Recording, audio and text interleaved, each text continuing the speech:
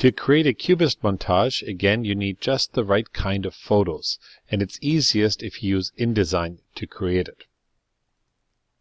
So first, what you want to do is you want to take a set of photos that are slightly different but not too different from each other.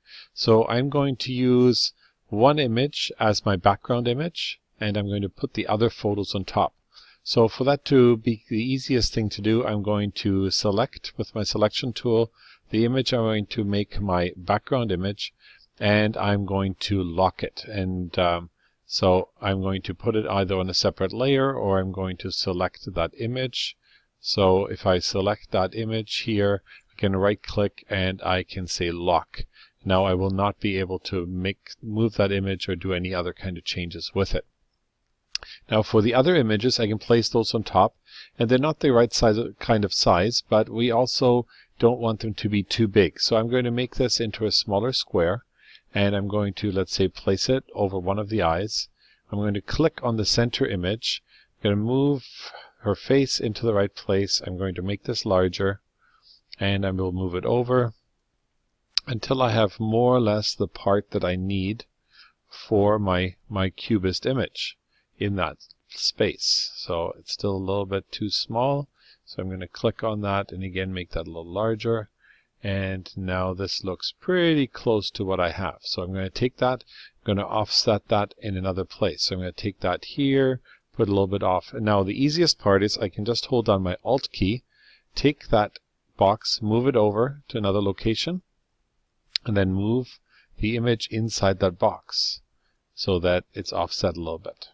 And now I can move that image into another spot, so it's a little bit there. Now I can do the same thing with another image. So I'm going to bring that in, I'm going to make it smaller. I'll bring it in, make it smaller like this. Put it in another location up here. Go grab her head, click on the circle, hold down my Shift key as I'm resizing it to get it to approximately the right size. And if I hover over the square, I can grab the photo, and again I can click on it, and then you see the yellow outline. That's the edge of my image. I'm going to select it and get that into the right place, and again it's a little too small. Now if the sizing here and you can't see the edges, you can also go up in here. So I can say, okay, I want this to be 100%, or I want it to be at 110% or 125%, and that will let me move the image to where I want it, and so on. So now I can do that with this image. So same with that one, select it, hold on my Alt key, move it to another location, and move my photo around until I get that in the right place. So you have the background image to keep you, give you a reference point of where you should be.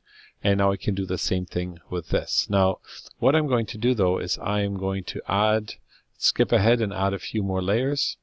Oops. So I'm going to show you I've got a few more here. And so now I've got small pieces for the face and the head, and let me zoom in a little bit on this. There you go. So now we've got different images creating these different layers, and I'm going to add even more in there. And now you can see how the entire image becomes a Cubist image just through layering and copying and pasting the same squares. But you want to make sure you cover the entire image up so that you get a nice solid image. And then once you're done, you can either save it as an InDesign file or go File, Export, and export it as down here as a PDF or as a JPEG image, so you can export it as a final project.